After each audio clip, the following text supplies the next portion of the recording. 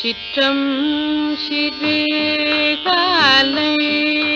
வந்துன்னை சேவித்தும் சிற்றம் சிறுகாலை வந்துன்னை சேவித்தும் சிற்றம் சிறுகாலை வந்துன்னை சேவித்தும் சிற்றம் சிறுகாலை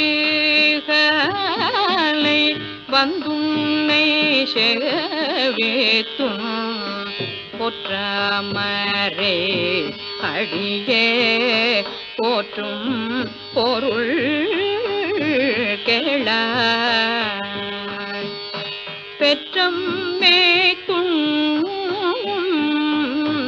குலத்தில் பிறந்தே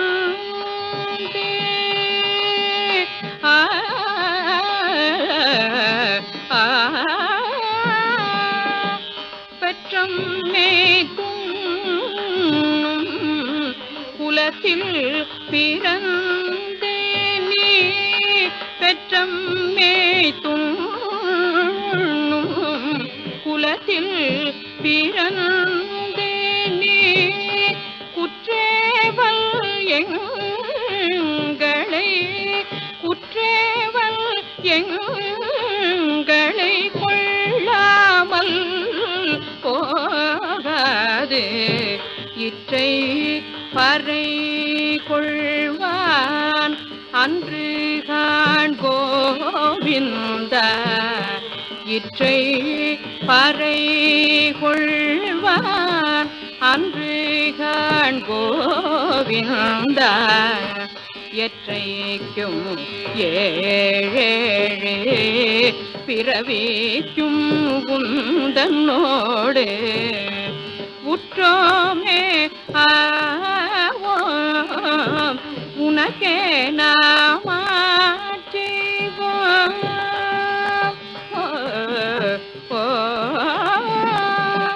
உற்றோமே ஆவோம் உனக்கே நாமாற்றிவோம் மற்றினம் காமங்கள் மற்றினம் காமங்கள் மாற்றேலோ ரெம்பாவாய் சிற்றம் சிறுகாலை வந்துன்னை சேவித்து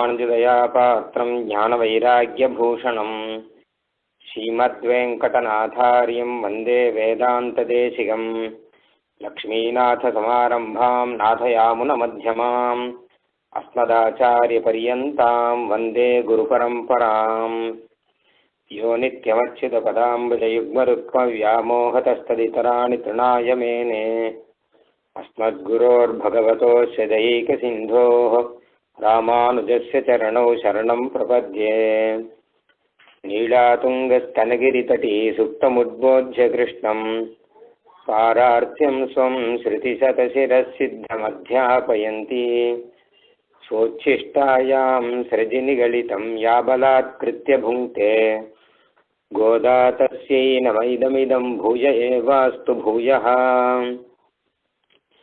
அன்னவயல் புதுவையாண்டாள் அரங்கற்கு பன்னு திருப்பாவை பல்பதியம் இன்னிசையால் பாடிக் கொடுத்தாள் நற்பாமாலை பூமாலை சூடிக் கொடுத்தாளை சொல்லு சூடிக் கொடுத்த சுடற்கொடியே தொல்பாவை பாடியருள வல்ல பல்வளையாய் நாடினி வேங்கடவர்க்கு என்னை விதி என்னையும் மாற்றம் நாங்கடவா வண்ணமே நல்கு வேயர் புகழ் வில்லிபுத்தூர் ஆடிப்பூரம் மேன்மேலும் மிக விளங்க விட்டு சித்தன் தூய திருமகளாய் வந்து அரங்கனார்க்கு துழாய் மாலை முடிசூடி கொடுத்த மாதே நேயமுடன் திருப்பாவை பாட்டாரைந்தும் நீயுரைத்த தையரு திங்கட்பா மாலை ஆய புகழ் 100 43 அன்புடனே அடியேனுக்கு அருள் செய் நீயே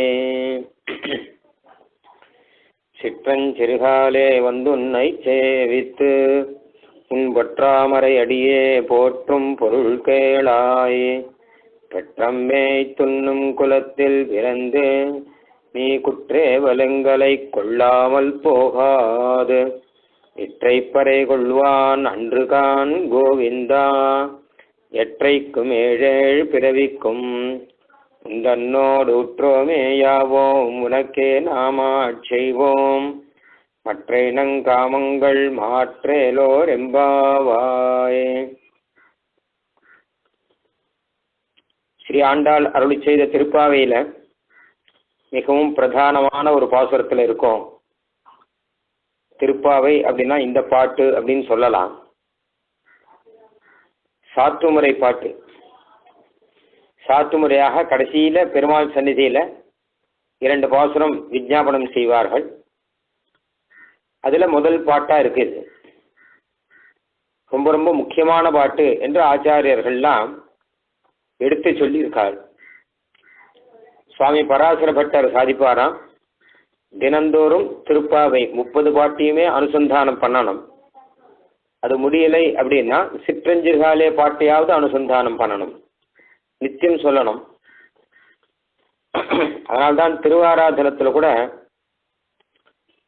பெருமாளுக்கு அமுது செய்தாச்சு எல்லாம் ஆயாச்சுன்னா அதுக்கப்புறம் சாத்துமுறை அப்படின்னு கற்பூர ஆரத்தி பண்ணி தத்விஷ்ணோ பரமம் பதம் சொல்லி அதுக்கப்புறம் சிற்றஞ்சிறுகாலே சொல்லி முடிக்கணும். சாத்துமுறை பல்லாண்டு சொல்லி முடிக்கணும் அப்படின்னு ஒரு வியவஸ்தை பண்ணியிருக்கார். என்னானாலும் இது சொல்லாமல் இருக்கக்கூடாது அப்படிங்கிறதுக்காக அத்தனை விசேஷமானது, அத்தனை முக்கியமானது, நித்தியம் சொல்லணும் அப்படின்னு சொல்ற அளவு முக்கியமானது. அப்படி என்ன விசேஷம் அப்படின்னா அது பலனை நமக்கு சொல்லி கொடுக்கறது. நம்ம எந்த பலனை பெருமாள் கிட்ட கேட்கணும் அப்படிங்கிறது நமக்கே தெரியாது. என்ன வேணும் உனக்கு, என் மன்யசே மமஹிதம் தது பாத தீதாகங்கிற சுவாமி தேசிகன். எனக்கு என்ன கேட்கணும்னு எனக்கு தெரியாது, நீயே பார்த்து எனக்கு ஏதாவது நல்லது செய் அப்படிங்கிற. ஏன்னா நாம ஏதாவது இது வேணும் அது வேணும்னு கேட்டு கடைசியில் இதை ஏன் கேட்டோம் அதை ஏன் கேட்டோம் அப்படின்னு ஆயிடக்கூடாது. அப்படி ஆயிடுறது பல சமயம். ஏண்டாப்பா இதை கேட்டு வாங்கினோம்னு ஆயிடும். ஒரு வஸ்துவினாலே சுகம் இருக்கும் அப்படின்னு நினைச்சு நம்ம கேட்கிறோம். ஆனால் எந்த வஸ்துவுமே நிரந்தரமா சுகத்தை கொடுக்கக்கூடிய வஸ்து கிடையாதாம். பராசரர் அருளி செய்கிற விஷ்ணு புராணத்துல ததேவ பிரீத்தையே பூத்வா புனர் துக்காயச்ச கல்பதேங்கிற. இப்போ சுகமா இருக்கக்கூடிய வஸ்து பின்னாடி ஒரு நாள் துக்கத்தை கொடுக்கறது. இப்ப துக்கத்தை கொடுக்கிற வஸ்து பின்னாடி சுகத்தை கொடுக்கும். இப்போ இது வேண்டாம் இது வேண்டாம்னு ஒன்று சொன்னோம்னா கடைசியில் அது ஏன் வேண்டாம்னு சொன்னோம்னு ஆயிடும். அது மாத்திரம் இல்லை, நமக்கு சுகத்தை கொடுக்குற வஸ்து இன்னொருத்தருக்கு துக்கத்தை கொடுக்குறது. ஒரே சமயத்திலேயே நமக்கு துக்கத்தை கொடுக்குற வஸ்து இன்னொருத்தருக்கு ஆனந்தமா இருக்கு. அப்ப இதெல்லாம் வச்சு பார்த்தோம்னா வஸ்துவில ஒன்றும் இல்லைன்னு விட்டாரு. இது சுகம்னோ இது துக்கம்னோ எதையுமே நம்ம நிர்தாரணம் பண்ண முடியாது. மாறி மாறி வந்துண்டு அப்போ நமக்கு தெரியாது அப்படிங்கிறது தான் சத்தியம். எது சுகம்னு தெரியாது, எது துக்கம்னு தெரியாது. என்ன யோசிச்சுவாதா எதுவுமே துக்கம் இல்லை அப்படின்னு ஆயிடும். கடைசியில எதுவுமே சுகம் இல்லைன்னு ஆயிடும், எல்லாமே துக்கமயம் அப்படிங்கிற மாதிரி ஆகும். அப்போ பெருமாள் கிட்ட என்ன பிரார்த்திக்கணும்? சரணாகிதி பண்றவாளே பல பலனுக்காக சரணாகிதி பண்ணலாம். இப்ப எந்த பலனுக்காக சரணாகிதி பண்ணணும்? ஒரு சீவைஷ்ணவன் திருப்பாவை அனுசந்தானம் பண்றவன் அவன் எந்த பலனுக்காக சரணாகிதி பண்ணணும் அப்படிங்கறத இந்த பாட்டு சொல்லி கொடுக்கறதாம். மந்திரங்கள்ல துவய மந்திரம் இருக்கா மாதிரி அத்தனை விசேஷமா இருக்கு. துவய மந்திரத்துல 2 விஷயம் இருக்கு, உபாயம் உபேயம். சரணம் பிரபத்தியே அனு சரணாகிதி பண்றது உபாயம். சரணாகிதி பண்ணா என்ன பலன் வேணும் அப்படிங்கிறது இந்த மந்திரம் சொல்லி கொடுக்குறது. அதுதான் துவய மந்திரத்துல விசேஷம். எல்லா மந்திரத்திலுமே பலன் இருக்காது, ஆனா இந்த மந்திரம் பலனையும் சேர்த்து சொல்லி கொடுக்குறது. இந்த பலனுக்காக சரணாகிதி பண்றேன் அப்படின்னு நாராயணாயா அப்படின்னு சொல்லி கொடுக்குறது. அப்போ அதே மாதிரி திருப்பாவையில் ஆண்டாலும் வெறும் சரணாகதி அப்படின்னு சொல்லாமல் இந்த சரணாகதியினால என்ன பலன் அப்படிங்கிறதுக்கும் இந்த பாசுரத்தை சொல்லிருக்கார். போன பாசுரத்துல துவயத்தினுடைய பூர்வ பாகமான உபாயத்தை பத்தி சொல்லியும், இந்த பாசுரத்துல துவயத்துல உத்தரகண்டமா இருக்கக்கூடிய பலன் அதை பத்தி சொல்றது. இது ரொம்ப முக்கியமாக இருக்கு. பல பலனுக்காக பகவான் ஆசிரியிக்கிறார். சதுர்விதா பஜந்தே மாம் ஜனாக சுகிருத்தினோர்ஜுனா அர்த்தோ ஜிஜ்ஞாசு அர்த்தார்த்தி ஞானீச்ச பரதர்ஷப என்று கண்ணன் சொல்கிறான். பக்தியோகம் பண்றவாள் 4 விதமா இருக்கா. 4 விதமான பலனை எதிர்பார்க்கிறவாள் எங்கிட்ட வந்து பக்தியோகம் பண்றாள். சில பேர் அர்த்தார்த்தி ஐஸ்வர்யம் வேணும் இன்னும் ஆசைப்படுறாள். துருவன் மாதிரி துருவன் உத்தமமான ஸ்தானம் வேணும் இன்னும் ஆசைப்பட்ட மாதிரி அப்படி ஆசைப்பட்டு பக்தியோகம் பண்றவாள் உண்டு. சில பேர் ஆர்த்தாளா கூட ரொம்ப மனசு கஷ்டத்தோடு கூட ஐஸ்வர்யம்லாம் போயிடுத்து போனதெல்லாம் கிடைக்கணும் இன்னும் ஆசைப்படுறா. இன்னும் சில பேர் கைவல்யம் ஆசைப்படுறாள். இன்னும் சில பேர் என்னையே ஆசைப்படுறாள். கண்ணன் சொல்றான் என் திருவடியே வேணும் இன்னும் ஆசைப்படுறாள். 4 விதமா பக்தியோகம் பண்றவாள். அப்படின்னா பக்தியோகம் பண்றவா ஒரு விதம் தான், ஆனா அவ கேட்கிற பலனை வச்சு 4 விதமா பிரிக்கிறான் கண்ணன். அதே மாதிரிதான் சரணாகதிக்கும் இன்னும் சொல்லலாமா. அந்த 4 விதம் சொன்ன மாதிரி இவாளும் சரணாகதி பண்றவாளும் 4 விதமா இருக்கலாம். தாவதார்த்திஹி அப்படின்னு ஸ்லோகத்தை எடுத்து தாவதார்த்திஹி ததா அவாஞ்சா தாவன் மோகா ததா சுகம் இந்த ஸ்லோகத்தை எடுத்து இங்கேயும் அந்த மாதிரி 4 பேர் சொல்லலாம். ஐஸ்வர்யத்துக்காக சரணாகதி பண்றவாள், நஷ்டம் போனது திரும்பி வரணுங்கிறதுக்காக சரணாகதி பண்றவாள், கைவல்யத்துக்காக சரணாகதி பண்றவாள், மோட்சத்துக்காக சரணாகதி பண்றவாள் இன்னும் 4 விதமா பிரிக்கலாம். இங்கேயும் அவ சரணாகதி பண்ணி நம்ம என்ன பிரார்த்திக்கிறோம் அப்படிங்கிறது முக்கியம். ஏன்னா என்ன பிரார்த்திக்கிறோமோ அந்த பலன் தான் கிடைக்கும். இந்த பலனுக்காக என்ன சங்கல்பம் எல்லாமே அப்படிதான். நம்ம சங்கல்பத்தை அனுசரித்து தான் பலம் வரும். அதை இந்த பாட்டு அழகா சொல்லி கொடுக்கலாம். பரிமித பலம் அப்படிங்கிற பரிமித பலசங்காத்து பிராணின கிம்பசானாக அப்படிங்கிற சுவாமி தேசிகன் அல்பமான பலனை போய் பகவான் கிட்ட கேட்டுடுறார் ஜனங்கள்லாம். சர்வேஸ்வரன் கிட்ட இப்படிப்பட்ட உயர்ந்த பலன்லாம் கேட்கணும். ஆனானப்பட்ட துருவனே பக்தி யோகம் பண்ணி பகவானை நேர சாட்சாத்தா பார்த்த துருவனே ஏமாந்துட்டாராம். அவரே சொல்லிக்கிறார் சின்ன பையன்தான் துருவன், ஆனா இவன் பண்ண பக்தி யோகத்துல பகவான் நேரம் வந்துட்டார். பிருத்திய திதிர்ஷையாகத்தான் பாகவதம் சொல்றது. இவனை பார்க்கணும்னு பகவான் வந்தாராம். பகவானை பார்க்கணும் நிவாசப்படுறான். ஆனா இந்த பையனை பார்க்கணும் அப்படின்னு பகவான் நேர பிரத்யட்சமா வந்துட்டார். இப்போ என்ன வரம் கேட்டார் அப்படின்னா உத்தமமான ஸ்தானம் வேணும் அப்படின்னு மனசுல நினைச்சிட்டு தானே சங்கல்பம் பண்ணிட்டு தானே இவர் தபஸ் பண்றார். அதனால அதை கொடுத்துட்டேன்னுட்டார் பெருமாள். உத்தமமான ஸ்தானம் இருக்கு, துருவஸ்தானம்னு ஒரு ஸ்தானம் இருக்கு ஆகாச மண்டலத்துல, அந்த ஸ்தானத்தை உனக்கு கொடுத்துட்டேன் அப்படின்னு பெருமாள் சொல்லிட்டேன். அப்போ அந்த சின்ன குழந்தைக்கு உத்தமமான ஸ்தானம் கிடைச்சிருத்துன்னு சந்தோஷம்தான். ஆனா திரும்பி போகும்போது ரொம்ப கஷ்டப்பட்டுட்டே போனார் அப்படின்னு இருக்கு பாகவதத்தில். ஏன் கஷ்டப்பட்டார் அப்படின்னு கேட்டான் பரீட்சித். பகவானே சாட்சாத்த நேரம் வந்திருக்கும் போது அவர்கிட்ட உம்முடைய திருவடி வேணும் அப்படின்னு கேட்காமல் ஏதோ அல்பமான பலனை கேட்டுட்டேனேன்னு கஷ்டமா. ஒரு மோட்சம் வேணும்னு கேட்டு வாங்கியிருக்க வேண்டாமா?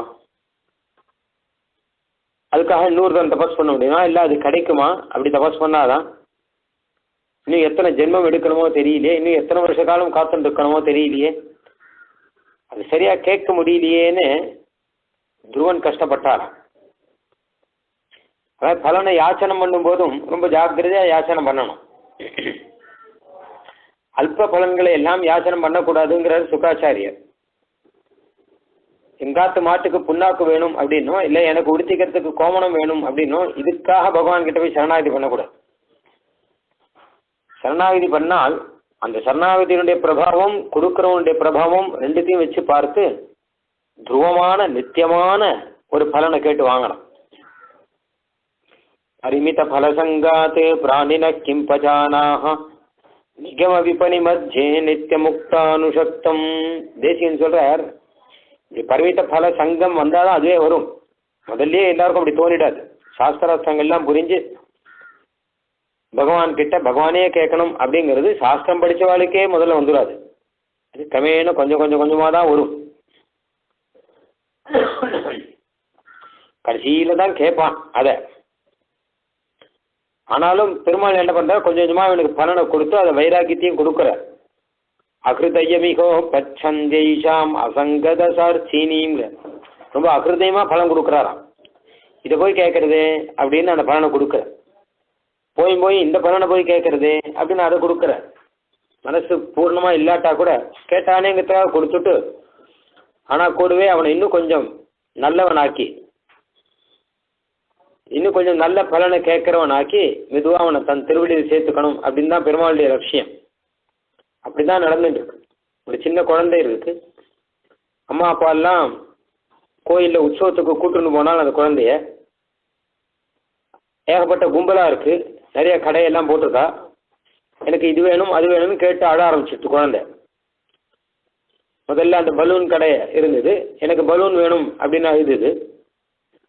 பலூன்லாம் வேண்டாண்டா, அதெல்லாம் உடஞ்சி போயிடும், அதெல்லாம் ஒன்றும் நிலையாக நிற்காது, நீ ஆற்றுக்கு போகிற வரைக்கும் கூட நிற்காது, இப்போயே உடஞ்சி போயிடும் அப்படின்னா கேட்கல, எனக்கு அந்த பலூன் தான் வேணும் அப்படின்னு அடம் பிடிச்சிது. அடுத்து ஒரு கடைக்கு போனான்னா அங்கே பொம்மை இருந்தது, எனக்கு இந்த பொம்மை தான் வேணும் அப்படின்னு அழுது.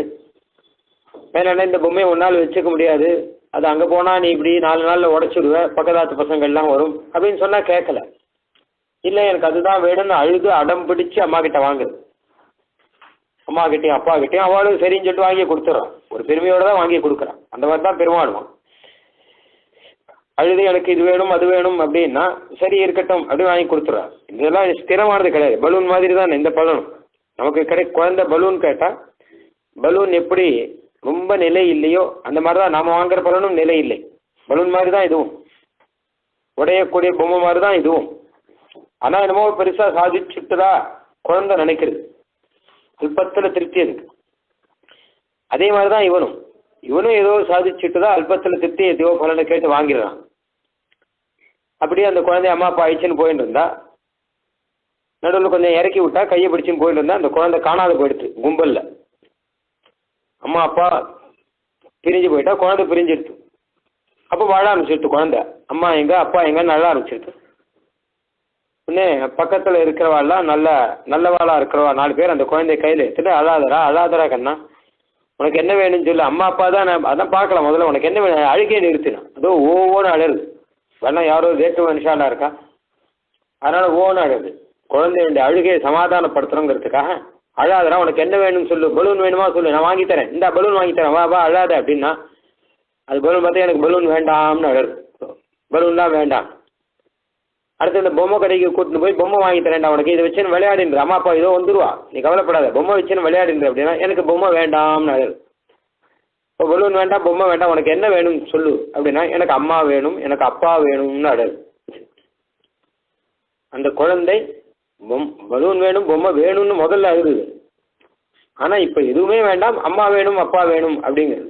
ஏன்னா அந்த குழந்தை தெரிஞ்சுட்டு நல்லா ஒரு விஷயத்தை தெரிஞ்சுட்டு, நமக்கு பலூன் ஆகட்டும் பொம்மையாகட்டும் சாக்லேட் ஆகட்டும் எல்லாமே கொடுக்குறவர் வாதான் அம்மா அப்பா தான்.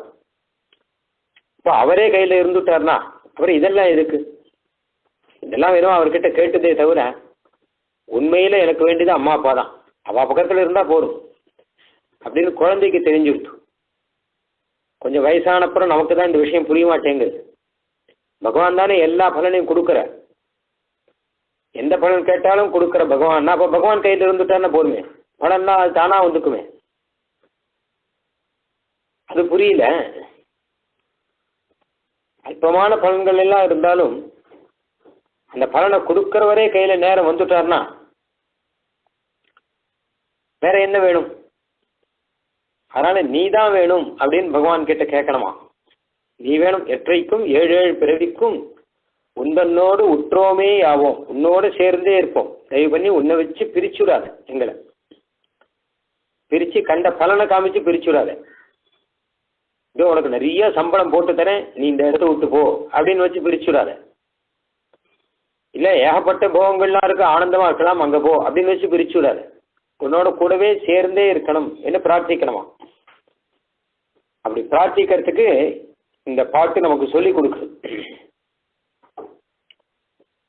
சிற்றன் சிறுகாலே வந்து உன்னை சேவித்து உன் பொற்றாமரை அடியே போற்றும் பொருள் கேளாய் அப்படின்னு கண்ணன் கிட்ட ஆண்டாள் சொல்றார்.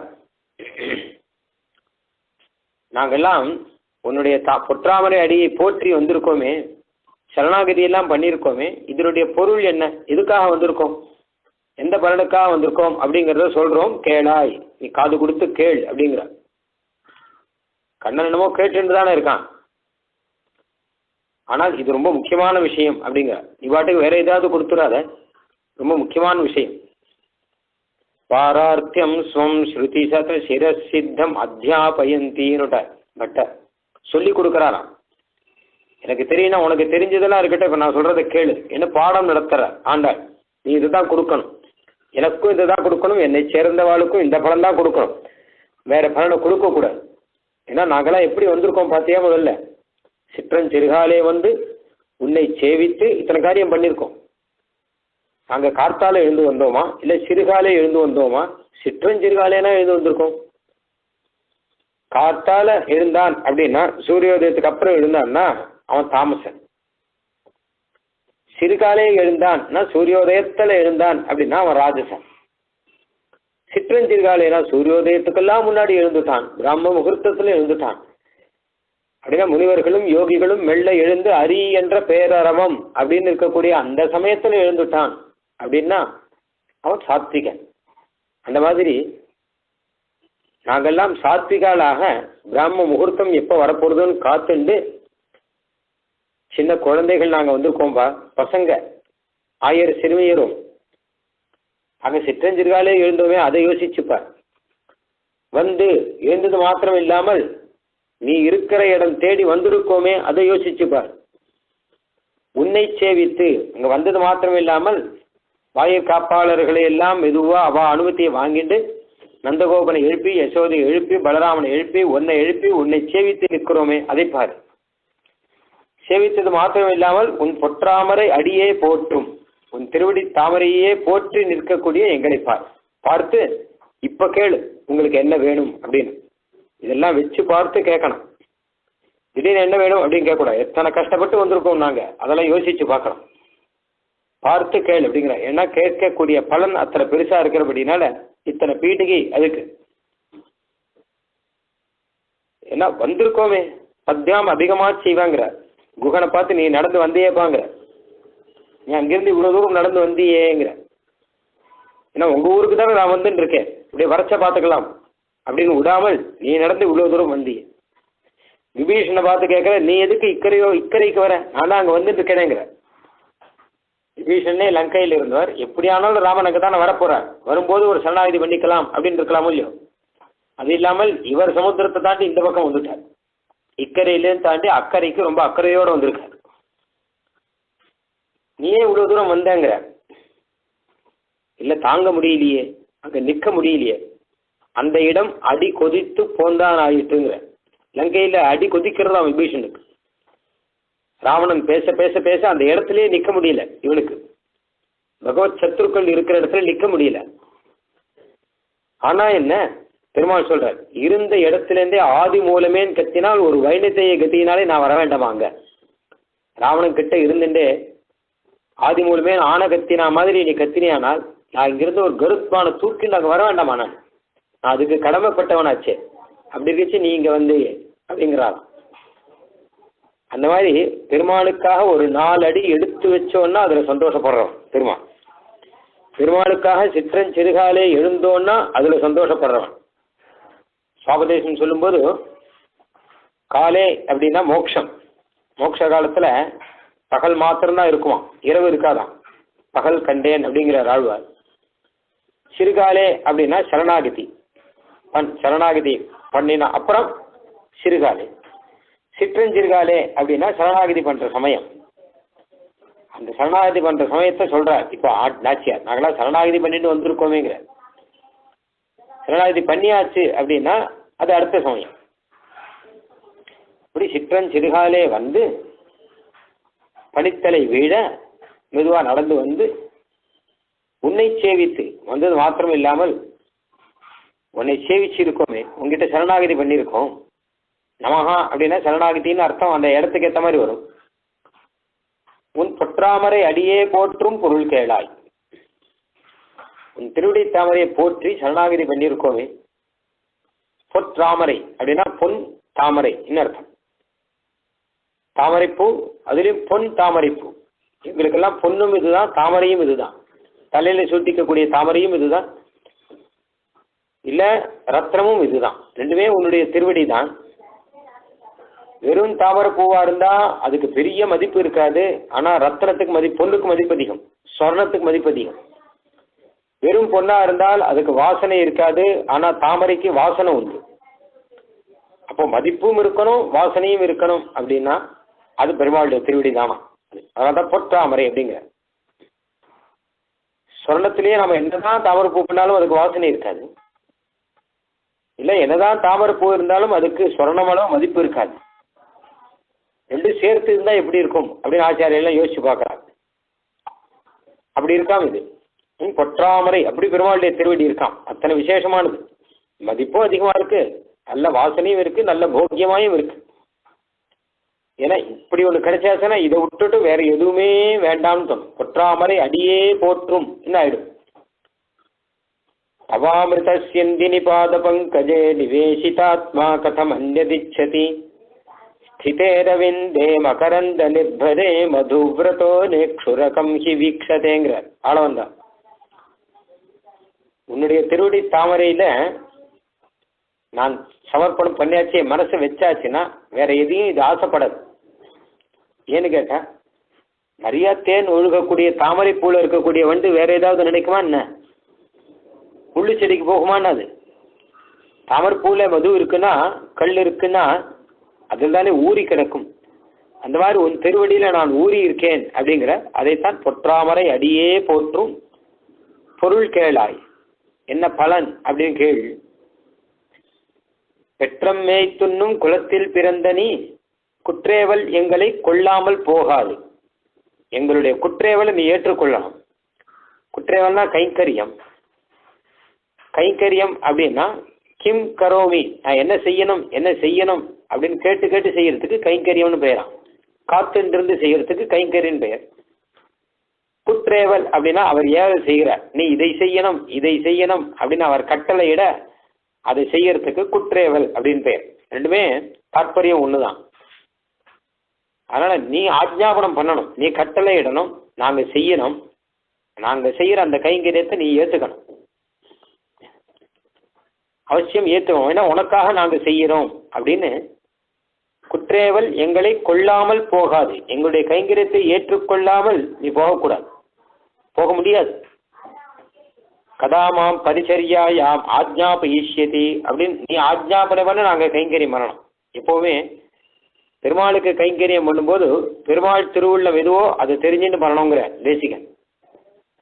இஷ்டம் போல கைங்கரியம் பண்ணக்கூடாதான், நம்ம இஷ்டம் போல பண்ண முடியாது. ஏன்னா கைங்கரியம் அப்படின்னாலே எஜமானனுடைய உகப்புக்கு செய்கிறது தானே கைங்கரியம்.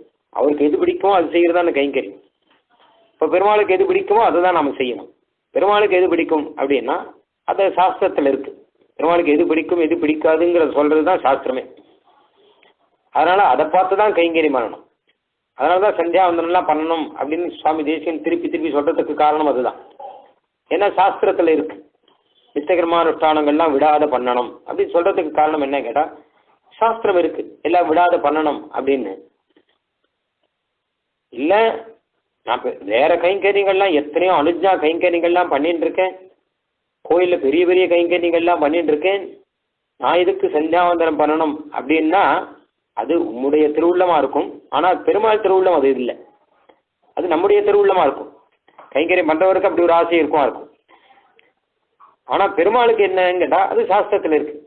அது சந்தியாகீனா அசுச்சிகி நித்தியம் அனர்க சர்வ கர்மசு. சந்தியை பண்ணலன்னா கைங்கரியம் பண்ற யோகியதையே உனக்கு கிடையாதுன்னு இருக்கு.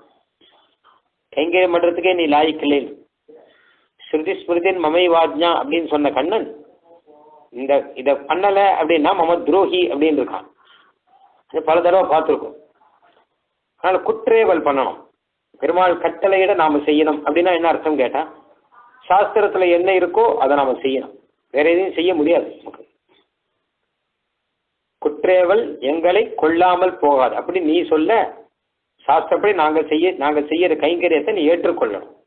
ஏற்றுக்கொள்ளாமல் சொன்னா பரவாயில்ல, ஏற்றுக்கொள்ளாமல் போகாதுங்கிற. ஏற்றுக்கொள்ளாமல் போகக்கூடாது. ஏன்னு கேட்டா ஏன் இப்படி நிர்பந்தப்படுத்துறான்னா பெற்றம் மேத்துண்ணும் குலத்தில் பிறந்தினி, நீ அதுக்காகத்தானே இந்த குலத்துல பிறந்திருக்க. நீ எங்கேயோ ஒரு லோகாந்தரத்துல இருக்கச்ச, சீதைகுண்ட லோகத்துல இருக்கச்ச இல்லை க்ஷீராப்தியில் இருக்கச்சா அங்கே வந்து கைங்கரியம் பண்ணுறேன் அப்படின்னு நாங்கள் சொன்னோமோ? இல்லையே.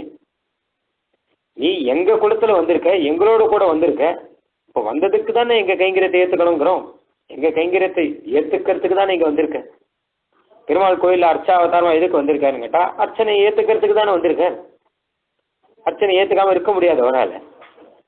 எங்கள் குலம் எப்படிப்பட்டது? பெற்றம் மேய்த்து உண்ணும் குலம். ஆடு மாடு மேய்ச்சு அதில் போய் ஆகாரம் பண்ணக்கூடிய குலம். இந்த குலத்தில் போய் நீ எத்தனை ஆசையோடு வந்திருக்க.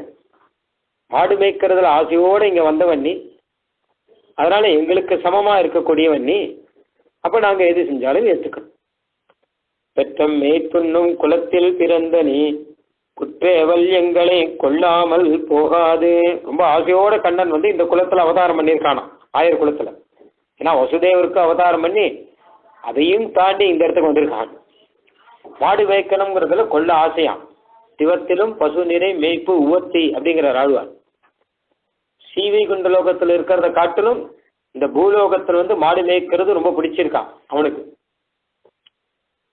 இஷ்டமான பசுக்களை அப்படிங்கிறார் ஆண்டாள். பசுக்கள்லாம் ரொம்ப இஷ்டமா கண்ணனுக்கு. அதிலே கண்ணுக்குட்டி இன்னும் இஷ்டமா. இனிது மறித்து நீரூட்டி, அழகா அந்த பசுமாட்டுக்கு ஆகாரம் கொடுக்கறதோ நீர் கொடுக்கறதோ அதை இனிது மறித்து, அதை அதட்டாமல் மெதுவாக அதை மறித்து தானும் அதோடு கூட இருந்து தானும் பசுமாடாவே நின்று பசுமாடு போலவே நடந்து அதுக்கு நீர் ஊட்டி ரொம்ப அழகா மேய்க்கிறான்.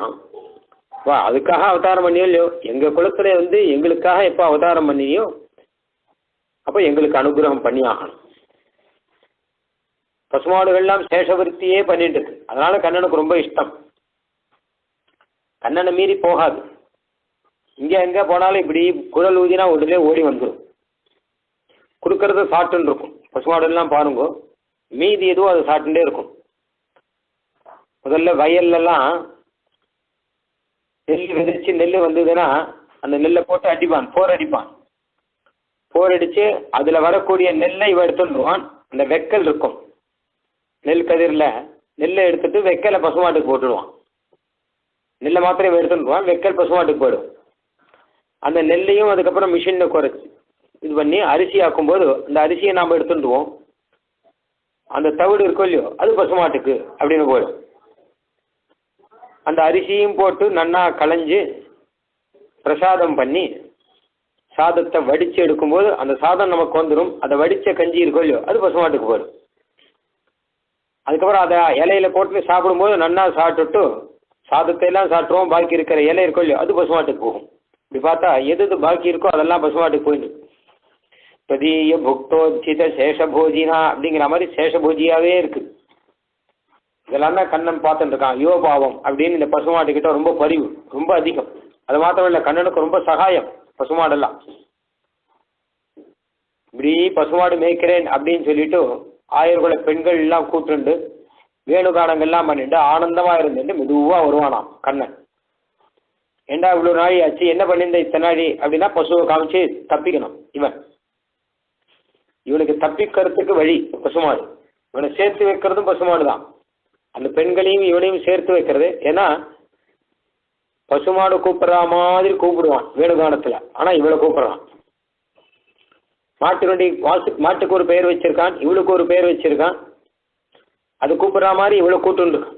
ஊதுமத்திங்குழற்கே ஒய்யேன் நான் அடுமொழிந்து இடையிடை தஞ்சை கோல தூதுசல் கண்கள் கொண்டு ஒன்று பேசி தூமொழி இசைகள் கொண்டு ஒன்று நோக்கி அப்படிங்கிறார் ஆழ்வார். தூதுசல் கண்கள் கொண்டு ஒன்று பேசி, கண்ணாலேயே பேசுறானா இல்ல புல்லாங்குழலாலேயே பார்க்கறானா, அவன் நாதத்தினாலேயே பார்க்கறானா. எல்லாத்துக்கும் அந்த நாதத்துக்கெல்லாம் ஒரு அர்த்தம் உண்டு. ஒன்றுக்கும் ஒரு அர்த்தம் வச்சு ஒன்றுக்கும் ஒரு பெயர் வச்சு இந்த பசுமாடுகளை இட்டுதான் இவாளோட அவன் பரிமாறுறதே மொத்தமுமே. அதனால இந்த ஆயர்குல பெண்களையும் கண்ணனையும் சேர்த்து வைக்கிறது பசுமாடு.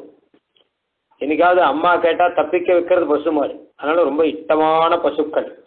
அதான் ஆழ்வார் சொல்ற, வேலினேர் தடங்கண்ணினார் விளையாடு சூழலை சூழவே நின்று காலிமேய்க்க வல்லாய் எம்மை நீ கடறேலே. நாயிகா பாவத்துல விரகத்துல ரொம்ப அழகா சொல்ற, நீ இங்க ஒண்ணு நிக்காத கண்ணா, போன்ட்டார். பிரணய கலகம் மட்டையடி உற்சவம் நம்மாழ்வார் பண்ண மட்டையடி உற்சவம் இருக்கு.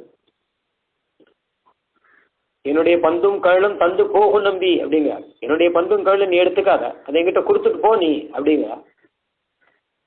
எங்க போறது என்ன கேட்டா, வேலி நேர் தடங்கண்ணினார் விளையாடு சூடலை சூடமே நின்று, உனக்கா நிறைய பேர் காத்துட்டு இருக்காளே, நேர யமுனா நதிக்கு போ, யமுனா நதி கரையில மணல் தட்டுல போய் நின்றுக்கோ, அங்க போய் புல்லாங்குழல் ஊதுறேன் பசுமாடு மேய்க்கிறேன்னு சொல்லிட்டு போ, அங்க போய் மணல் தட்டில இருந்து புல்லாங்குழல் ஊது.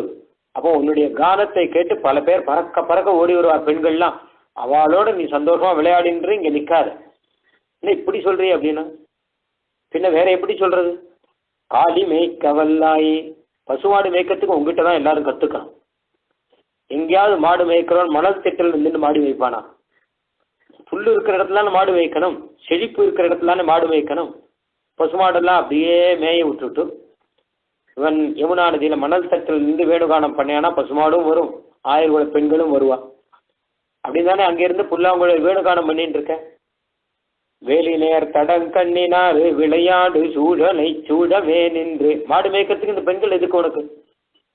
காளி மேய்க்கவல்லாய் எம்மை நீ கலரேனேன்னு கோவிச்சுக்கிறார். இப்போ இங்க நிக்காதங்கிறார். அதே மாதிரி கண்ணனையும் பெண்களையும் சேர்த்து வச்ச பசுமாடு ரொம்ப இஷ்டமா. அப்படி இஷ்டமான பசுக்களை மேய்க்கணும்னே இங்க வந்து அவதாரம் பண்ணியிருக்கான் அவன். எப்ப எங்க குலத்துல வந்துட்டேயோ அப்ப எங்களோட கூட இருக்கணும், எங்களோட நெருங்கி பழகணும், நாங்கள் செய்யற கைங்கரியத்தை ஏத்துக்கணும். பெற்றம் மேய்த்து உன்னும் குலத்தில் பிறந்தனி குற்றேவல் எங்களை கொள்ளாமல் போகாது. உடனே கண்ணன் பார்த்தான். சரி, முதல்ல இருந்து நீங்க என்ன கேட்டு இருக்குங்க? பறையின்னு ஒண்ணு கேட்டு இருக்கா இவா. நாராயணனே நமக்கே பறை தருவான் அப்படின்னு ஆரம்பிச்சான். பாடி பறை கொண்டு வரைக்கும், இறைவா நீ தாராய் பறையேலோ ரெம்பாவாய்னு போன பாட்டு வரைக்கும் திருப்பி திருப்பி பறை வேணும் பறை வேணும் பறை வேணும் அப்படின்னு கேட்டு இருக்கா. பறை தானே வேணும். பறைனா பெரிய வாத்தியம், உனக்கு அதுக்கு பறைன்னு பெயர். சால பெரும் பறையன்னு ஆண்டாலே சொல்லியிருக்கார். அந்த பறை வேணும்னா அந்த பறை எடுத்துக்கோங்க. இல்ல பறைனா அனுகிரகம் தானே வேணும். இப்பவே அனுகிரகம் பண்ணிட்டேன், இன்னைக்கு அனுகிரகம் பண்ணியாச்சு. அவன் என்ன பார்த்தா சொல்லியும், என்னை பார்த்தாச்சு, உங்களுக்கு அனுகிரகம் பண்ணியாச்சு, போயிட்டு வாங்கோ அப்படின்னா இற்றை பறை கொள்வான் அன்றுகான், இந்த பறை வேண்டாம் அப்படிங்கிறான். பெரிய பறை இருக்கொள்ள வாத்தியம், அதை போய் நாங்க கேட்கல. முதல்ல எங்க பாவத்தை புரிஞ்சுக்கோ. பறை வேணும் பறை வேணும்னு கேட்டான்னா நாங்க எதை கேட்கறோங்கிறத புரிஞ்சுக்கோ. எப்போ புரியும் அப்படின்னு கேட்டானா, சிற்றன் சிறுகாலே வந்து உன்னை செவித்து உன் பொற்றாமரை அடியே போற்றி வந்திருக்கோம். இது வெறும் பறை கேட்கறதுக்காக வந்திருக்கோம், ஒரு வாத்தியத்தை கேட்கறதுக்காக வந்திருக்கோம் இல்ல. இல்ல இற்றை பறை கொள்வான், இற்றைதான் இன்னைக்குன்னு அர்த்தம். இன்னைக்கு ஒரு பலனை கேட்டு வாங்குறதுக்கு வரல நாங்க, நிரந்தரமான ஒரு பலன் வேணும். இன்னைக்கு ஒண்ணு கொடுத்து ஒரு பிரசாதத்தை கொடுத்து எங்களை அனுப்பிச்சுடு அப்படின்னு அனுப்பிச்சுடாத, அனுப்பிச்சு விடலாம்னு நினைக்காத. சரி ஆயிடுத்து உங்க கதை ஆயிடுத்து அப்படின்னு அனுப்பலாம்னு நினைக்காது. அதுக்கு இத்தனை கஷ்டப்படல, அதுக்கு சிற்றன் சிறுகாலே எழுந்து வரல. இற்றை பறை கொள்வான் அன்றுதான், பின்ன என்ன கேட்டா எற்றைக்கும் 7 பிறவிக்கும் உந்தன்னோடு உற்றோமே யாவோம். இன்னைக்கு மாத்திரம் இல்லை, இன்னைக்கும் 7 ஜென்மம் எடுத்தாலும் உன்னோடையே நாங்கள் சேர்ந்து இருக்கணும். அதை நீ அனுகிரகம் பண்ணணும். இன்னைக்கு ஒரு நாள் சேர்ந்தது போறாது. ஆயிரகுல பெண்களே நோன்பு இருந்தது கண்ணனையே பர்த்தாவா அடையணும் அப்படிங்கிறதுக்காக. இன்னைக்கு ஒரு நாள் கண்ணனை பார்த்து பேசிட்டு வரணும் அப்படிங்கிறதுக்காக இல்லை, ஒரு நாளுக்காக இல்லை. பகவானபி தாராத்திரிங்க பாகவதத்துல ராசக்கிரீடியே பல ராத்திரிகள் நடந்திருக்கான். நந்தகோப சுதம் தேவி பதிமே குருத்தே நமஹா அப்படின்னு நந்தகோப சுத்தனே பத்தியா இருக்கணும். குழந்தைகளுக்கு என்ன பயம்னா, வேற யாருக்காவது கல்யாணம் பண்ணி வச்சுட்டா கண்ணனை பிரிய வேண்டி இருக்குமேன்னு பயம். அதனால கண்ணனோடய சேர்ந்து இருக்கணும்னா கண்ணனையே கல்யாணம் பண்ணிக்கணும், அதுதான் அவளுடைய உத்தேசம். இன்னைக்கு கண்ணனை பார்த்து பேசினா போறாது, எத்தனை நாள் ஆனாலும் கண்ணனோட சேர்ந்து இருக்கணும் அப்படின்னு குழந்தைகள் ஆசைப்பட்டு. அதே ஆண்டாள் சொல்லும்போது எத்தனை நாள் இல்லை, எத்தனை வருஷம் இல்லை, எத்தனை ஜென்மம் எடுத்தாலும் உன்னோட இருக்கணும் அப்படிங்கிற. ஏன்னா எற்றைக்கும் 7 பிறவிக்குங்கிற, 7 பிறவி வேணுமான்னு உனக்கு இன்னும் 7 ஜென்மம் 7 ஜென்மம் வேணுமா? இல்லை இப்பவே மோட்சம் வேணுமா அப்படின்னு கேட்டா, உந்தன்னோடு உற்றோமே யாவோம், உன்னோடு சேர்ந்தே இருப்போம், அதுதான் வேணும். எத்தனை ஜென்மம் வேணுங்கிற கணக்கெல்லாம் முக்கியம் இல்லை. 7 ஜென்மம் வேணுமா, மோட்சம் வேணுமா, அதெல்லாம் இருக்கட்டும். உந்தன்னோடு உற்றோமே ஆவோம், உன்னோடு சேர்ந்தே இருப்போம், உன்னோடு உறவு முறையோடு கூடவே நாங்கள் இருப்போம், உன்னை பிரிஞ்சு நாங்கள் இருக்க மாட்டோம், அதுதான் பலனா கேட்கிறோம்.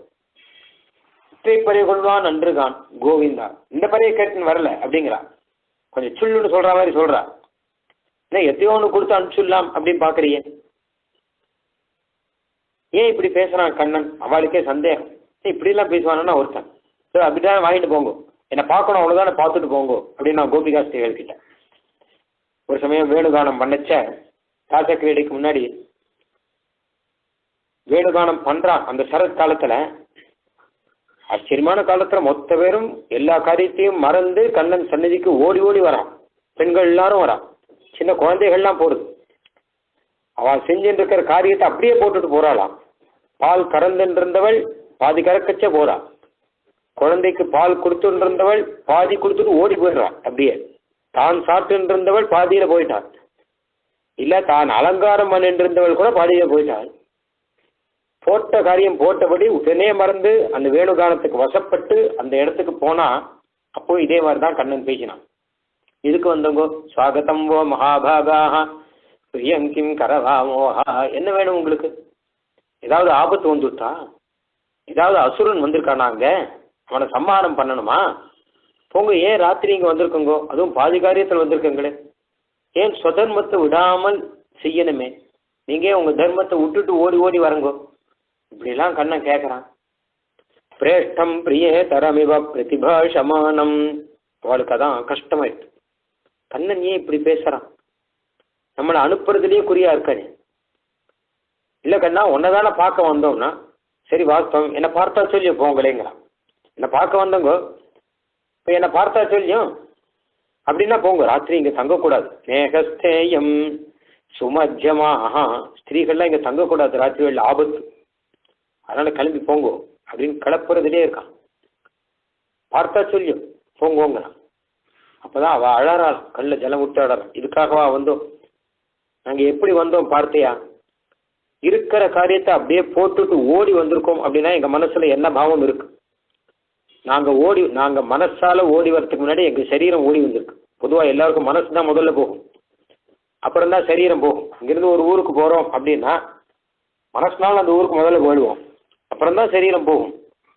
ஆனால் இவ சரீரம் மனசை காட்டில் வேகமாக வந்திருக்கான். கோபிகாஸ்திரிகளுடைய சரீரம் நாங்கள் மனசை காட்டில் வேகமாக அடித்து படித்து மொத்தத்தையும் விட்டுட்டு ஓடி வந்திருக்கோமே, எதுக்கு வந்திருக்கோம் நாங்கள்? அதெல்லாம் யோசிச்சு பார்த்தியா நீ? மைவம் விபோர்கதி பவான் கதிதும் ரிஷம்சம் சந்திய சர்வ விஷயான் தவ பாத மூலம். இந்த மாதிரி குரூரமாக பேசாத கண்ணா. மந்திரக்குவாளை கூட்டு வச்சு என்ன வேணும்னு உட்காந்து வச்சு நீங்கள் இங்கேயே இருங்கோன்னு சொல்லுவாளா? இல்லை என்ன வேணும் அப்படின்னு அனுப்புவாளா? சந்திய சர்வ விஷயான்னு எல்லாத்தையும் விட்டுட்டு தானே வந்திருக்கோம், மறுபடியும் அங்கேயே அனுப்புகிறேன். அது வேண்டான்னு தானே விட்டுட்டு வந்திருக்கோம், எங்களையும் மறந்து ஓடி வந்திருக்கோம். உன்னுடைய திருவடி வேணும் தானே வந்திருக்கோம், உன் திருமுகத்தை பார்த்துன்னு இருக்கணும் தானே வந்திருக்கோம். எற்பத்திய பத்திய சுகிருதாம் அனுவிருத்திரங்க ஸ்திரீணாம் ஸ்வதர்ம இதி தர்மவிதா துவயோக்தம் அஸ்தேவமே ததுபதேசபதே துவயீசே பிரேஷ்டோ பவான் தனுபிருதாம் கில பந்துராத்வா. நீ என்ன உபதேசம் பண்ற? ஏன் உங்க பந்துக்களையெல்லாம் விட்டுட்டு வந்த? அந்த இடத்துக்கே போங்கோ. ஏன் உங்க பத்தியை விட்டுட்டு வந்தங்கோ? ஏன் குழந்தைய விட்டுட்டு வந்தங்கோ? ஏன் மாமனார் மாமியாருக்கு சுசூஷை பண்ணிட்டு இருக்கும்போது அதை விட்டுட்டு ஏன் வந்தங்கோ? ஏன் பசுமாடுக்கு புல்லு கொடுத்துட்டு இருக்கும்போது அந்த தர்மத்தை விட்டுட்டு ஏன் வந்தங்கோ? எல்லாம் உங்களை நம்பி இருக்கிறவாளாச்சே. உங்களை நம்பி இருக்கிறவாளுக்கு நீங்க செய்கிறது தானே தர்மம், அதையெல்லாம் விட்டுட்டு ஏன் வந்தங்கோ அப்படின்னு கண்ணன் கேட்கறான். வர வேண்டாம் போங்கோ அப்படின்னா, எங்களுக்கு தர்மத்தின் உபதேசம் பண்ற இருக்கட்டும், அதெல்லாம் உபதேசத்தோடு இருக்கட்டும். ஆனால் பிரேஷ்டோ பவான் தனுபிருதாம் கில பந்துராத்மா, உண்மையிலே எங்களுக்கு பந்து நீதானேங்கிறான். நீதானே பந்து, நீ ஆத்ம பந்துவாச்சு. இந்த ஆத்மாவுக்கு நீதானே பந்து, மற்றவர்கள்லாம் சரீரத்துக்கு தானே பந்து.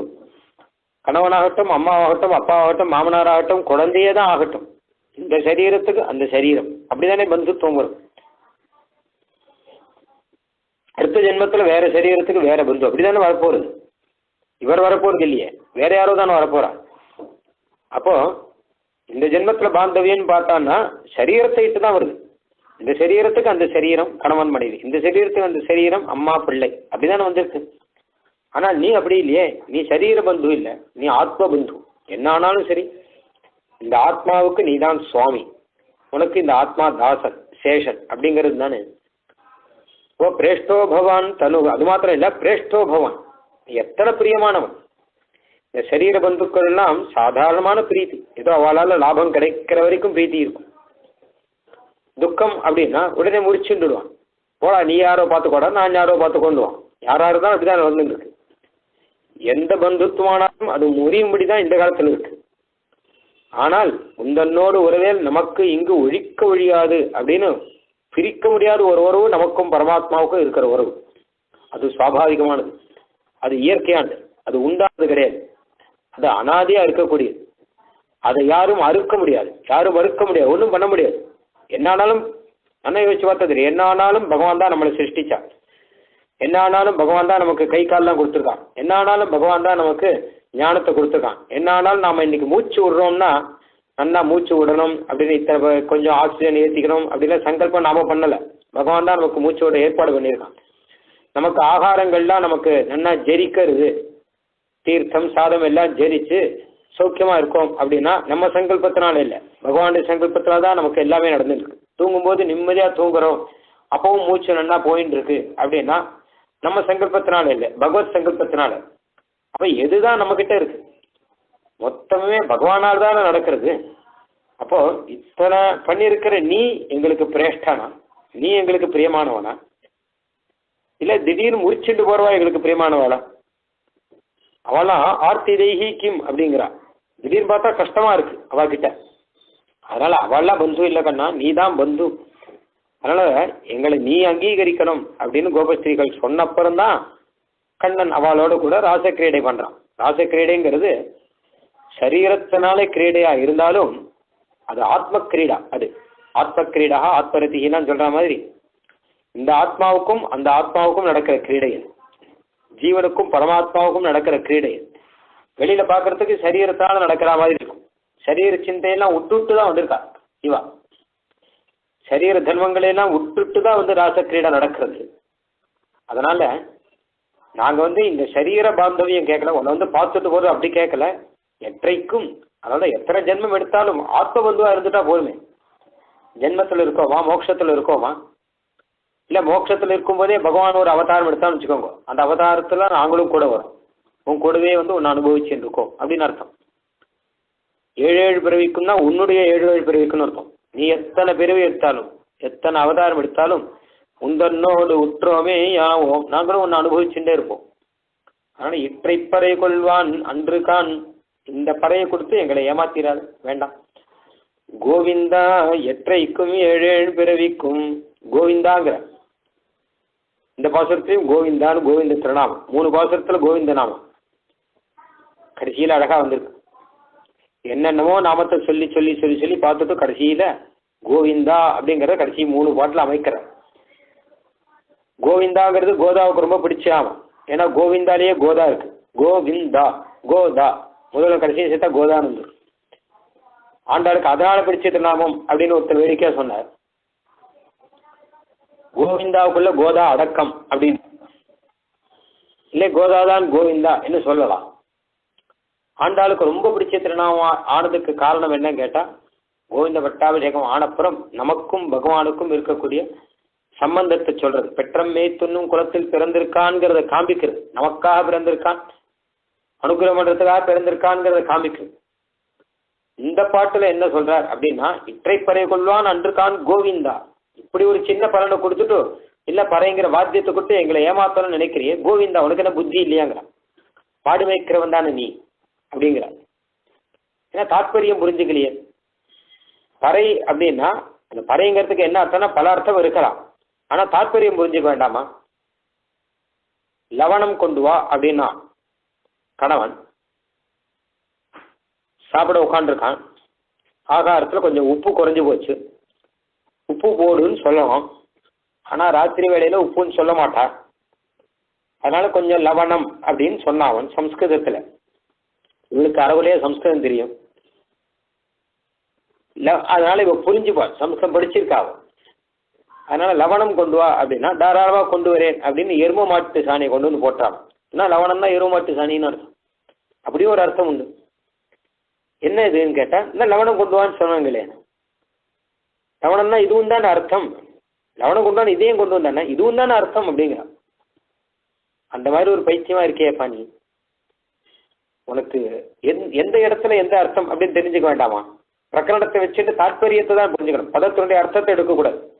சொல்றவருடைய கருத்து என்ன, தாற்பயம் என்ன அப்படின்னு தான் புரிஞ்சு. அப்படிதானே திருப்பாவையில் பலதும் பார்த்துருக்கோம். உபதேசங்கள்லாம் அப்படிதான் வருது. நீராட போதுவீர் அப்படின்னா குளிக்க கூப்பிடல, கிருஷ்ண அனுபவத்துக்கு கூப்பிடுறார் அப்படின்னு தானே பார்த்துருக்கோம்.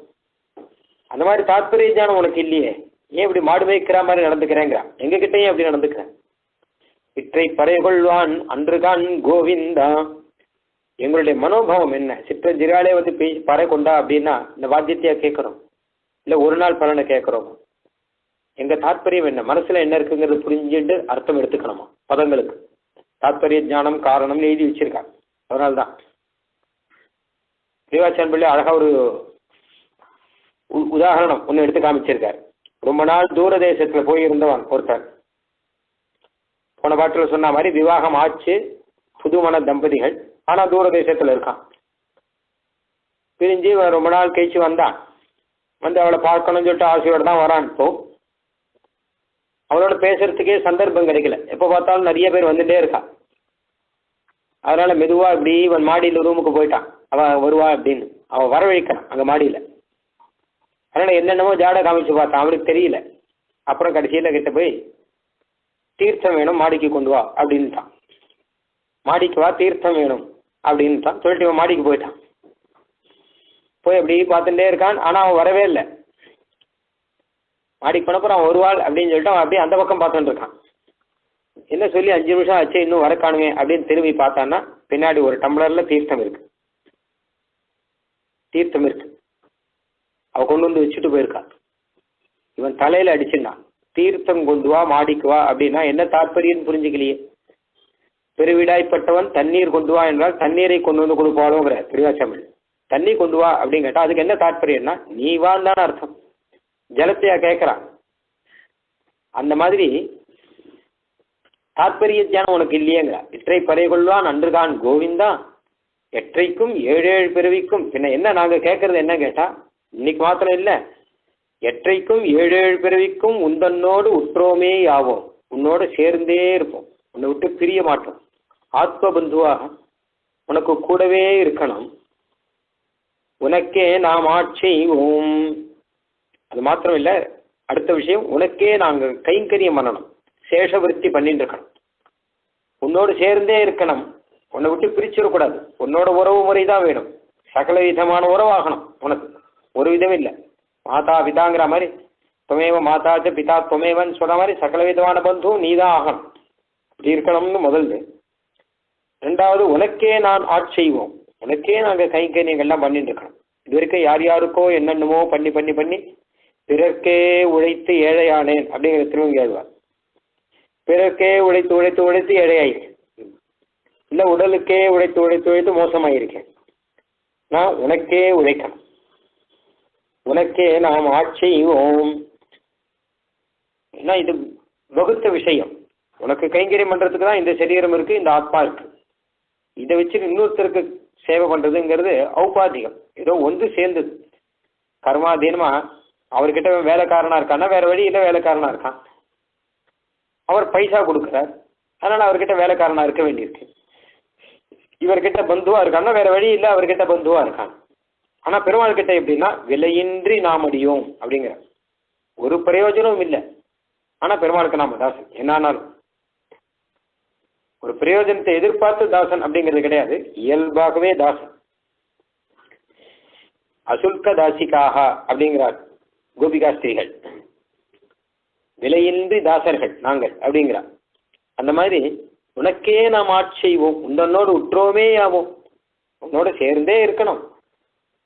உனக்கே நாம் ஆட்செய்வோம் மற்ற இனங்காமங்கள் மாற்று. 3 விஷயம் பிரார்த்திக்கிறார் இதுல.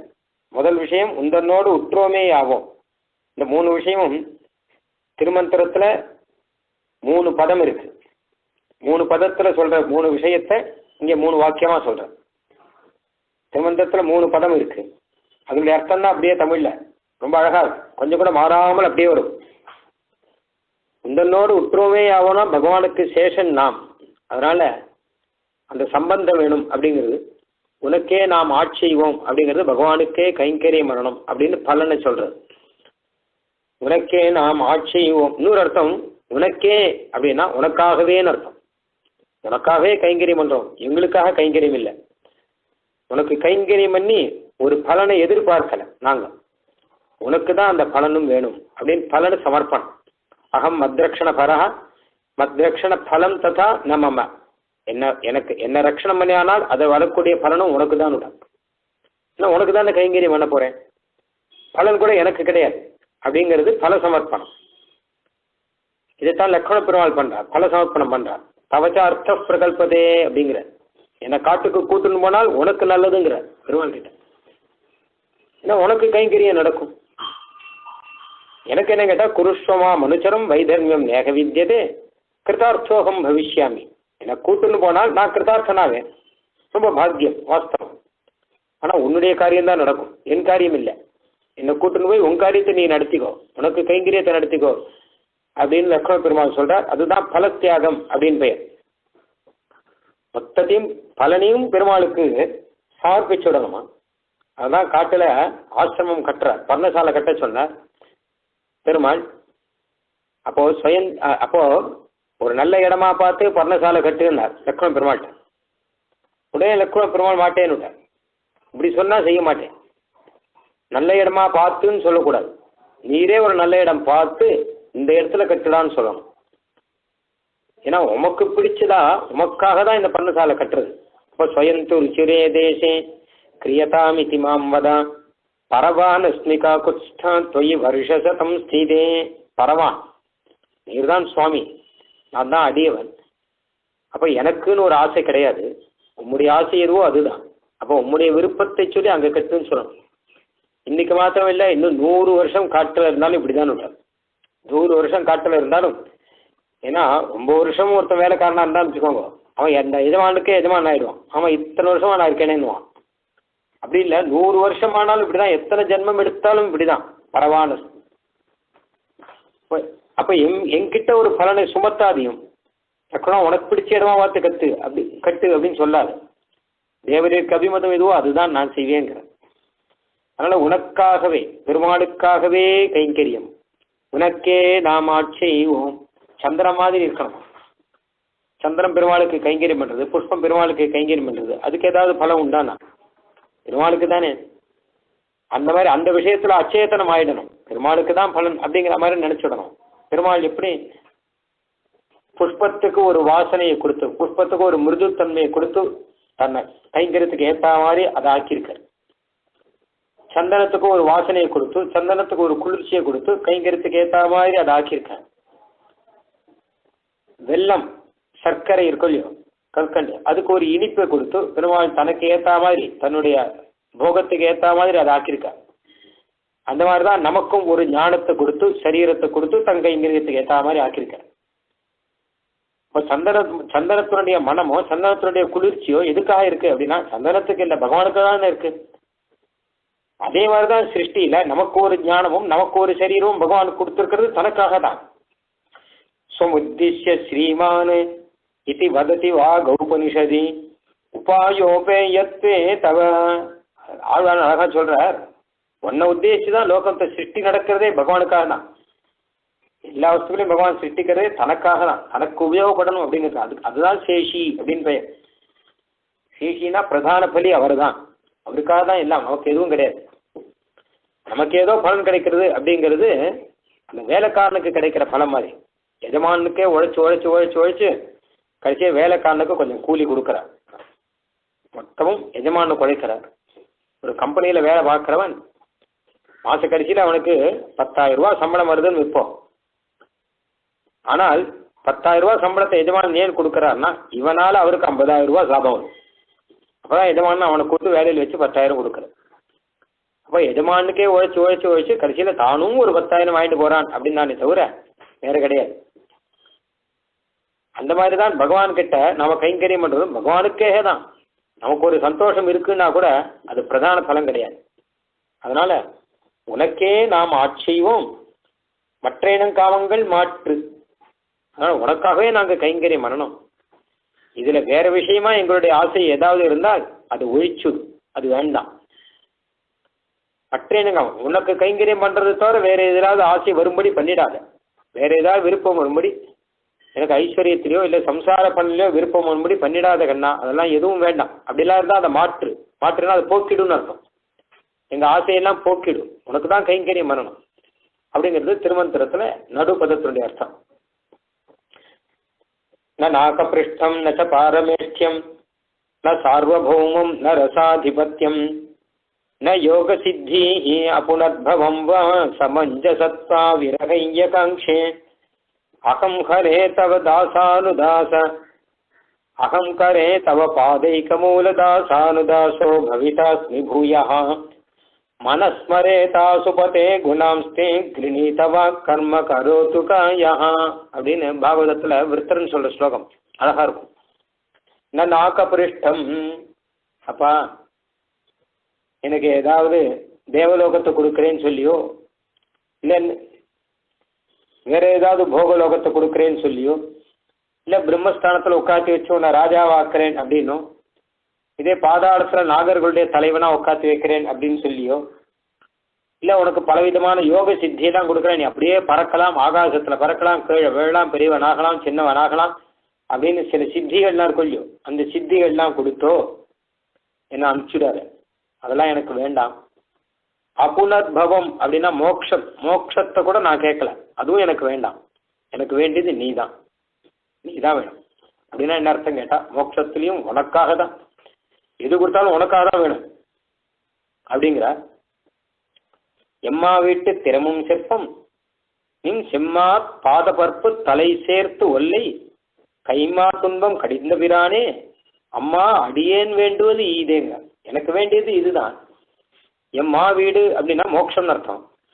பெருமாள் சொல்றார் மோட்சம் தரேன் அப்படின்னா அது இருக்கட்டும்னு ஆழ்வார். மா வீடு பெரிய மோட்சம்னா சாதாரணம் கிடையாது அப்படின்னா இருக்கட்டுமேன்ட்டார்.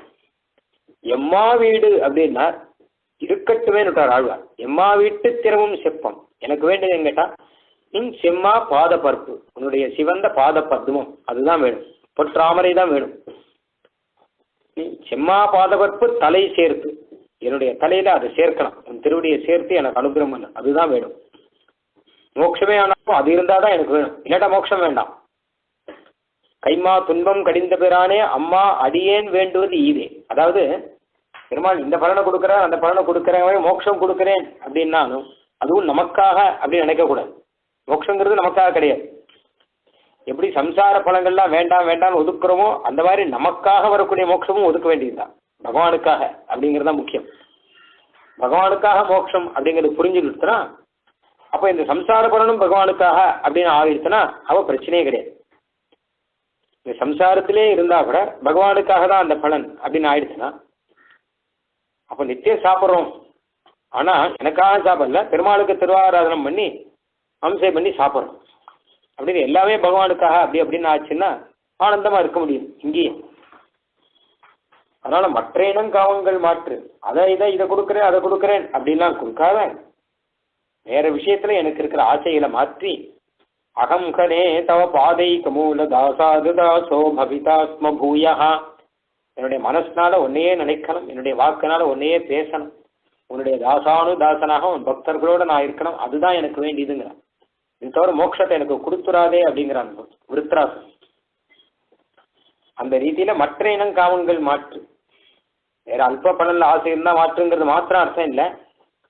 மோட்ச பலனே ஆனாலும் அதுல எனக்கு அப்படின்னு ஒரு அபிமானம் இருந்தால் அதையும் மாற்றி, இது எனக்கு கிடையாது, அகம்பாவம் மம பாவம் பலன்ல அது கூடாது.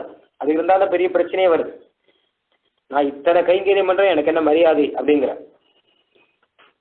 நான் கோயில இத்தனை பெரிய உற்சவம் பண்ணிருக்கேனே எனக்கு மரியாதையே பண்ணலையே அப்படின்னா அவர் எதுக்காக உற்சவம் பண்ணார்? மரியாதைக்காக உற்சவம் பண்ணாரா பெருமாளுக்காக உற்சவம் பண்ணாரா அப்படின்னு பிரச்சனை. நான் இத்தனை பைசாவெல்லாம் கொடுத்துருக்கேன், எனக்கு ஒன்றும் கௌரவமே இல்லையே, எனக்கு ஒரு மாலை கூட கொடுக்கலையே, இப்படிலாம் பிரச்சனை வரும். ஆனால் மொத்தத்தையுமே பகவானுக்கு அப்படின்னு பலனையும் பகவானுக்கு சமர்ப்பிச்சுட்டு புங்தே ஸ்வபோகமகிலம் பதிபோக சேஷம், அவர் என்ன கொடுக்கிறாரோ அதை ஏற்றுன்னு இருந்தா அது சொரூபத்துக்கு ஏற்றதா இருக்கும். வேண்டாம் ஒன்றும் வேண்டாம் இல்லை, அவர் கொடுக்கறது வேணும், அவர் மூலமாக அவர் கொடுத்து வேணுமே தவிர எனக்குன்னு எதுவும் கிடையாது. அவருடையது அவர் கொடுக்க நான் அனுபவிக்கிறேன். நல்ல மனைவி இருக்காள், என்ன தலிகை நிற்கும் கேட்டா அவருக்கு என்ன தெரியுமோ அதுதான் எனக்கும். அவருக்கு என்ன பண்ண எனக்கு தனியா பிடிச்சது கிடையாது, பிடிக்காது கிடையாது. எங்காத்து பெருமாள் இருக்கார், எங்காத்து மாமா இருக்கார், அவருக்கு என்னவோ அதுதான் அப்படிங்கிறாளாம். அந்த மாதிரி இருக்கணுங்கிற அதைதான் திருஷ்டாந்தமா காமிக்கிறார் தேசிகன். புக்தே சுபோகம் அகிலம் பதிபோக சேஷம் அப்படின்னு உதாரணமா எடுத்து காமிக்கிறார். அவர் சாப்பிட்டது போக பாக்கி இருந்தால் சாப்பிடுவார். தனக்குன்னு ஒண்ணு பண்ணி அது அவருக்கு கொடுக்குற சுபாவம் கிடையாது. அந்த மாதிரி எங்களுக்கு வேற விஷயத்துல இருக்கக்கூடிய ஆசைகளை போக்கடிக்கணும். ஒன்னு அனுபவிக்கும் போதும் அது எனக்கு அப்படின்னு ஒரு அம்சம் இருந்தால் அதையும் போக்கடிக்கணும் அப்படிங்கிறது இந்த உனக்கே அப்படிங்கிறதுலையும் மற்றேனங் காமங்கள் அப்படின்னு இருக்கிறபடியாலையும் இந்த ரெண்டு விஷயம் தெரியும். எற்றைக்கும் ஏழேழு பிறவிக்கும் குந்தன்னோடு உற்றோமேயாவோம். திருமந்திரம் தான் சொல்றது. எத்தனை வாட்டி வேணா சொல்லலாம். ஏன்னா வேற நான் என்ன செய்வேன், வேற என்ன சொல்லுவேன். திருமந்திரத்துடைய அர்த்தத்தை திருமங்கேழ்வார் சொல்லும் போது உற்றதும் உன்னடியார்க்கு அடிமை அப்படின்னு சொல்ற மாதிரி கண்ணபுரத்துறை எம்மானே நின் திருவெட்டெழுத்தும் கற்று அப்படிங்கிற. உன்னுடைய திருவெட்டெழுத்தும் கற்று நான் என்ன கேட்டா மற்றோர் தெய்வம் உளது என்று இருப்பாரோடு உற்றிலே அப்படிங்கிற. இல்ல நான் வேற ஒருத்தருக்கு ஆட்பட்டவன் இல்லை, மற்றொருவருக்கு உரியேனோ அப்படிங்கிற. வேற ஒருத்தருக்கு நான் தாசனோ, உனக்கு தானே தாசன். அதனால உந்தன்னோடு உற்றோவே ஆகும். பலவிதமான பந்துத்துவம் சொல்லி உன்னோட கூடவே இருப்போம். இன்னொரு விஷயம், உனக்கே நாம் ஆட்செய்வோம் அப்படிங்கிறது ரெண்டாவது விஷயம். அற்றேனங் காமங்கள் மாற்று அப்படிங்கிறது மூணாவது விஷயம். திருமந்திரத்தில் சொல்லக்கூடிய இந்த மூணு விஷயத்தையும் இந்த பாசுரத்தில் அழகா எடுத்து சொல்லி இதுதான் பகவான் கிட்ட நாம கேட்கணும். லௌகிக பலன்கள்லாம் இல்லை, லௌகிக பலன்கள் தானா வரும். விபீஷனுக்கு வரலையா, பரதனுக்கு வரலையா? பெருமாள் திருவடியே வேணும்னா ராஜ்யத்தையே கொடுத்து அனுப்பிச்சுட்டார். பெருமாள் ராஜ்யத்தை பரணம் பண்றார், ராஜ்யத்தை ஆள்றார்.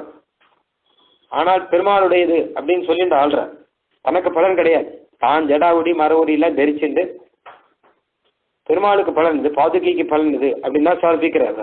ததாகி எத்காரியம் உபைதி நித்தியம் உபாயனம் சோபகிருதம் மகாருகம் ச பாதுகாபியாம் பிரதமம் நிவேத்திய சகார பశ్చాத் பரதோ மகாத்மா. பரதன் ராஜாவா இல்லையா, ராஜ்ய விரிவாளனம் பண்ணலையானா அழகா பண்ணார். 14 வருஷ காலம் ஸ்ரீராம ராஜ்யத்தை காட்டிலும் அழகா பண்ணியிருக்காராம் பரதன். ஆனா பாதுகா ராஜ்யம் தான் நடத்தியிருக்காரு.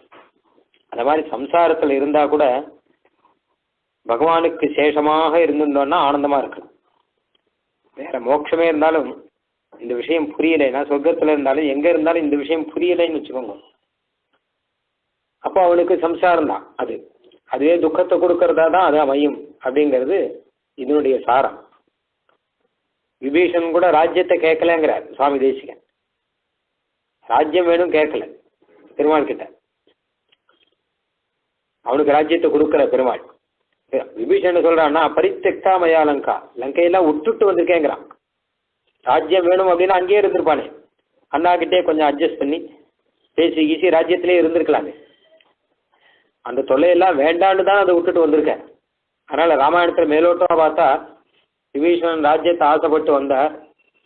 ஏன்னு கேட்டான்னா அண்ணா வாலியை கொன்னு தம்பி சுக்ரீவனுக்கு பெருமாள் ராஜ்யத்தை கொடுத்தார். அந்த மாதிரி இங்கேயும் அண்ணா ராவணனை கொன்னும் தம்பி விபீஷனுக்கு ராஜ்யத்தை பெருமாள் கொடுப்பார் அப்படின்னு ஆசைப்பட்டு வந்தார் அப்படின்னு சொல்லலாம் போல இருக்கும். ஆனா விபீஷனுடைய சுபாவம் பார்த்தா ராஜ்யத்தை வேணும்னு ஆசைப்பட்டா அவன் அங்கேயே இருந்திருப்பான். அது வேண்டான்னு தான் விட்டு வந்திருக்கான். எல்லாம் வேண்டாம், பெருமாளுடைய திருவடி வேணும் அப்படின்னு வந்தபோது பெருமாளுக்கு ராஜ்யத்தை கொடுக்குற. இப்ப பெருமாளுடைய ராஜ்யம் அப்படின்னு தான் சொல்றார் விபீஷன். ஸ்ரீராம ராஜ்யம் தான் நடத்தணும் அப்படின்னு அங்கிருந்து ஸ்ரீரங்கத்துல பெருமாளையே சேவிச்சுட்டு இருக்காராம். இன்னைக்கும் சேவிச்சுட்டு இருக்காராம். பெருமாளும் விபீஷனே பார்த்துட்டு இருக்காரு, விபீஷனும் பெருமாளையே சேவிச்சுட்டு இருக்காரு. அதனால மற்ற இனம் காமங்கள் பெருமாள் அன்பது அப்படிங்கிற விஷயம் தவிர வேற விஷயத்துல என்னென்ன ஆசை இருக்கோ தயவு பண்ணி அதையெல்லாம் எல்லாத்தையும் நீ அழிச்சுடு, உன் திருவடியில் அங்க கைங்கரியம் வரணும் அப்படிங்கிறதையே பிரார்த்திக்கணும் என்பது இந்த பாட்டினுடைய சாரம். ஆண்டாள் திருவடிகளே சரணம். சதமகமணி நீலா சாரு கல்காரஹஸ்தா ஸ்தனபரணமிதாங்கி சாந்திர வாத்சல்ய சிந்து அலகவினிஹிதாபிஸ்ருக்பிராகிருஷ்டநாதா விலசதி ஹிருதி கோதா விஷ்ணுசித்தாத்மஜானஹ कवितार्किकसिंहाय कल्याणगुणशालिने श्रीमते वेङ्कटेशाय वेदान्तगुरवे नमः।